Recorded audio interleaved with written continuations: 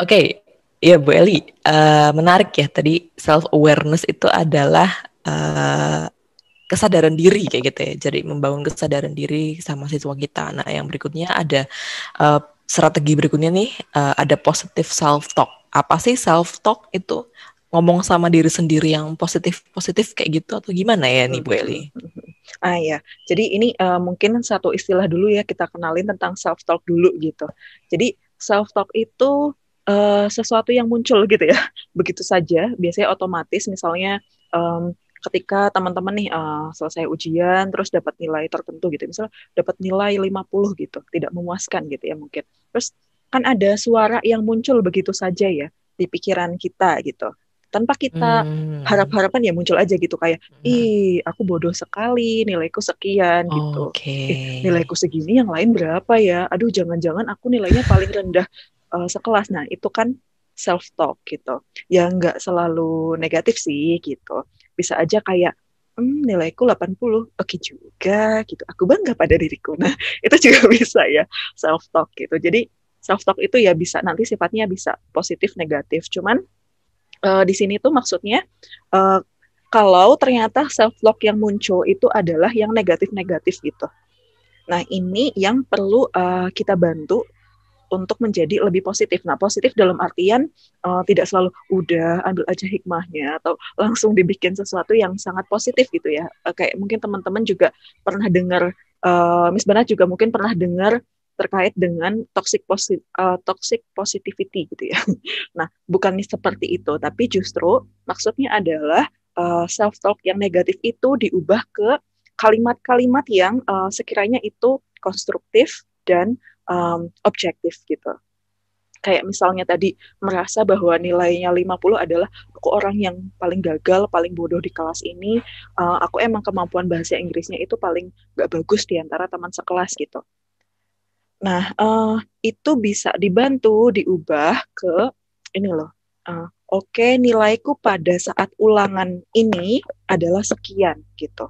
Dan ini apakah ini lebih baik atau lebih buruk dari ulangan sebelumnya misalnya. Jadi objektif objektif sesuai apa adanya gitu. Itu maksudnya. Um, Memang penting juga sih sebetulnya kalau dalam proses belajar itu kita tanyakan terkait dengan uh, apa yang kamu pikirkan, apa yang kamu rasakan dengan nilai yang kamu peroleh gitu. Nah, kalau ada yang merasa misalnya gagal banget atau apa ya ada rasa rendah diri dan seterusnya, nah itu bantu gitu. Oleh karena itu sebaiknya juga kalau kita mau kasih reward gitu ya pada siswa kita gitu, pastikan bahwa reward kita itu spesifik gitu ya pada perilaku dia yang mana nih gitu. Jadi misalnya pada tugas membuat poster bagian mana yang paling bagus? Apakah idenya kah?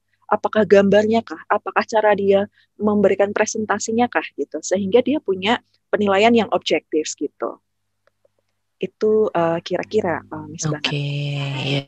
Jadi objektif ya, jadi tidak Hmm. selalu menyalahkan diri sendiri terus kayak gitu ya, Hmm. atas apa yang didapatkan kayak gitu. Berarti kalau saya bisa menyimpulkan tuh penting banget ya komunikasi antara guru sama siswa ya di sini ya. Iya, betul. Penting banget feedback ya. Oke, yang strategi terakhir nih Bu Eli Hmm. disampaikan bahwa kita bisa mengajarkan sikap asertif kepada siswa kita ya Hmm. sebagai salah satu cara untuk membangun responsibility. Nah, sikap asertif itu apa? Itu yang pertama. Kemudian gimana sih cara mengajarkan sikap asertif kepada siswa kita? Hmm. Kalau dari sisi psikologi pendidikan gitu ya. Ya, ya. Jadi kalau asertif itu kan kita mengungkapkan apa yang kita pikirkan, apa yang kita rasakan. Jadi berkomunikasi gitu ya dengan orang lain uh, apa adanya, jujur gitu, tapi tanpa menyakiti orang lain gitu. Nah, kenapa ini penting kan kadang ini ya, terutama kalau tadi bicara tentang perkembangan remaja gitu ya, biasanya kan mereka lebih ke iya-iya aja, tapi sebetulnya dalam hati nggak cocok gitu ya. Nah, kita penting untuk memberikan uh, apa ya strategi bicara yang asertif gitu. Nggak apa-apa untuk menolak, nggak apa-apa tidak setuju dengan idenya Miss Ellie misalnya, tapi dengan cara yang baik gitu, dengan respect kayak gitu. Nah itu bisa mereka tahu caranya ya kalau juga ada contohnya gitu. Jadi daripada kita, katakan misalnya, kamu ini memang siswa yang paling bodoh ya di kelas ini, atau kok gini banget sih, kok nggak paham-paham sih kamu gitu. Nah itu dicoba dikomunikasikan secara asertif ya. Jadi asertif itu paling sederhananya dimulai dari kata ini loh aku. Jadi nggak, biasanya kan kadang kalau kita emosinya lagi nggak nyaman gitu ya, nggak suka gitu, itu kan yang keluar adalah kalimat-kalimat yang tidak mengenakan ya, yang nanti bakalan kita sesali gitu. Kan siswa itu nanti ujung-ujungnya kitanya sendiri juga ada rasa bersalah gitu ya. Jadi bisa dimulai dari subjeknya itu adalah aku gitu, aku atau Miss gitu ya. Misalnya Miss Banat merasa sebetulnya kamu bisa loh berusaha lebih dari ini misalnya. Kira-kira pengalamanmu apa sih yang terjadi saat itu gitu? Ada kejadian khususkah yang membuat kamu kesulitan mengerjakan ini gitu? Daripada kita menyampaikan, kamu tuh kok ngecewain banget sih gitu. Biasanya kamu nilainya bagus banget loh. Kok ini tiba-tiba begini sih misalnya. Nah, asertif itu bisa dikomunikasikan seperti itu. Yang lainnya lagi ini juga jadi kritis ya. Jadi penting sekali ketika proyeknya adalah proyek-proyek kelompok. Sering banget ya kayaknya ada sindiran-sindiran yang iya namanya kelompok tapi sebetulnya yang cuma satu orang gitu ya. Iya, itu sering banget ya. Iya, itu penting juga untuk bagaimana asertif terhadap anggota yang lain gitu ya, menyampaikan idenya gitu ya. Nah, kondisi bahwa berada dalam kelompok itu aman dan nyaman itu jadi penting gitu. Kalau aman dan nyaman, tidak pernah ada kalau misalnya ada yang berpendapat terus langsung semuanya melihat ke sana, semuanya menjudge ke sana, nah itu kan nggak nyaman. Nah itu jadi irama dalam kelompok, proporsi dalam kelompok kita juga bisa melihat dan juga memonitor sebetulnya yang ngerjain ini siapa sih gitu. Biasanya kan setelah tugas kelompok kita bisa kasih satu penilaian anggotanya masing-masing gitu loh. Peer assessment gitu ya. Peer assessment gitu. Nah, nanti bisa dievaluasi, ternyata masih ada nih siswa-siswa yang masih ada kejadian dia mengerjakan sendiri, yang lain tidak mengerjakan. Nah, nanti kita bisa komunikasikan di kelas bagaimana menyampaikan keluhan, ketidaksukaan ke orang gitu. Oke, jadi bagaimana cara menyampaikan ketidaknyamanan ke orang lain kayak gitu ya, tapi dengan cara yang tidak menyakiti dia kayak gitu ya. Iya. Oke, so that's being assertive kayak gitu. Oke, ya. Oke, mungkin sebagai penutup nih, Bu Eli, terkait dengan students responsibility, kaitannya dengan apa sih, kok ini erat kaitannya dengan managing classroom kayak itu, atau classroom management itu gimana ya, kok bisa sampai ada topik bahasan membangun rasa tanggung jawab kepada siswa kayak gitu di classroom management.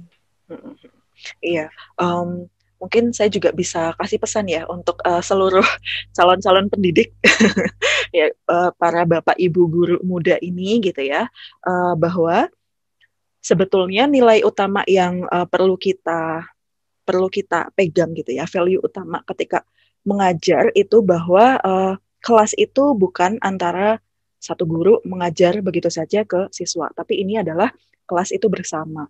Sehingga bila kita sudah punya pola pikir itu, cara kita berinteraksi, cara kita menilai siswa kita, itu juga menilai adanya mereka punya peran gitu.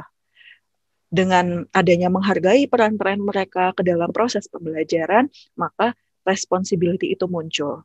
Dan apa bedanya ketika responsibility muncul, maka kelas jadi lebih aktif, mereka tidak hanya belajar di dalam kelas, tapi mereka akan menilai bahwa pembelajaran ini adalah salah satu fase dalam hidupnya yang akan terus-menerus mereka kerjakan.